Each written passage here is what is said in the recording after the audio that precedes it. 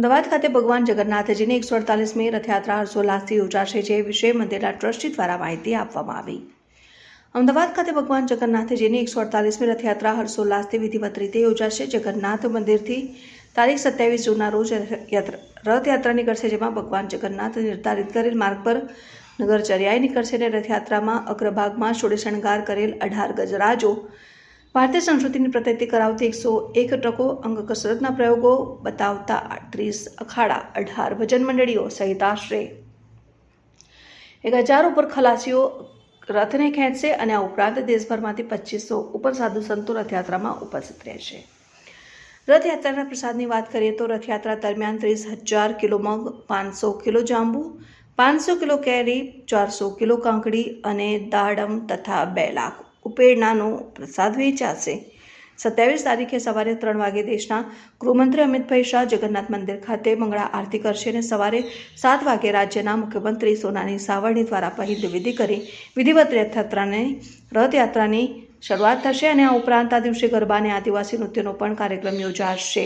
Reporter Sanjeev Rajput સાથે Devang Shah, Satyamev Jayate, live news Ahmedabad. ભગવાન જગન્નાથજીની 148મી રથયાત્રા 27મી જૂન અષાઢ શુક્લ દ્વિતીયાના રોજ જગન્નાથજી મંદિર પ્રાંગણથી સવારે 7 વાગે નીકળશે।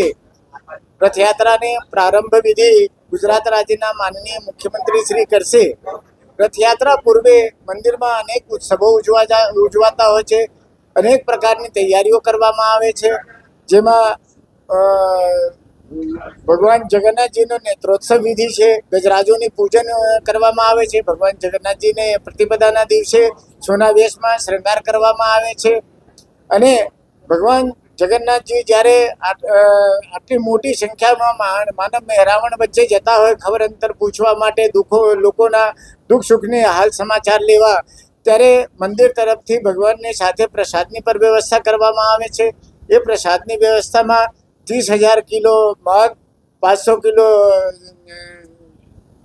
કેરી, 500 કિલો જાંબુ અને દાડમ, કાકડી તૈયારી કરવામાં આવે છે। નેત્રોત્સવના દિવસે ભગવાનને આંખે જે કપડાથી પાટો બાંધવામાં આવે છે, જેને આપણે ઉપેરણા કહીએ છીએ, એ 2 લાખની સંખ્યામાં રથયાત્રાના દિવસે ભગવાનના પ્રસાદ રૂપે દર્શનાર્થીઓમાં, ભક્તોમાં વહેંચવામાં આવશે। ભગવાન જગન્નાથજીની રથયાત્રા જ્યારે નીકળે ત્યારે નગરજનોને એક ખાસ અપીલ કે ભગવાન જગન્નાથજી આપણા દ્વારે આવે છે ત્યારે ખૂબ જ શાંતિ અને સદભાવપૂર્ણ વાતાવરણમાં આપણે આ રથયાત્રાને ઉજવીએ। આપણે વર્ષોથી આને લોકોત્સવ તરીકે ઉજવતા આવ્યા છીએ।